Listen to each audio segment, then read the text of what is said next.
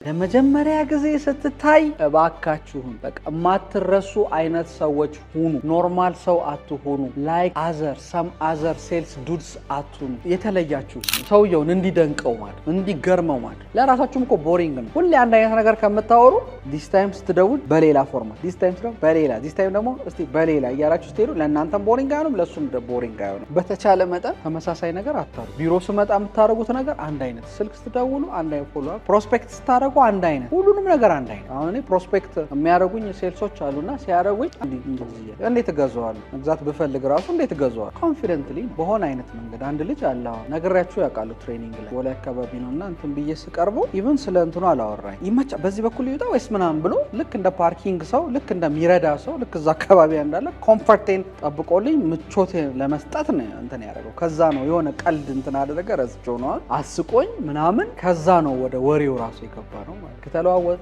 አንዳንድ ነገሮች ምክር ሲፈልግ መክረዋለሁኝ ምናምን እና በጣም ደስ የሚል ቻርም ሲደውልልኝም በጣም ደስ የሚል በቃ እንደው እንትን ለማለት የሚከብድ አይነት እሱ ነው። አንድ ራሱ አልችልም። ሌሎች ስትሉ ትዝ አይልም። ማንም ትዝ ብሎኛል። እና ምን ልላችሁ ነው፣ የማይረሳ አይነት ሰው ሁኑ ፕሊዝ። ቀስም ብሎ ጀስት ላይክ ሳምባዲ የራሳችሁን የሆነ ዩኒክ የሆነ ቫልዩ ያለው ነገር ፕሮቫይድ እና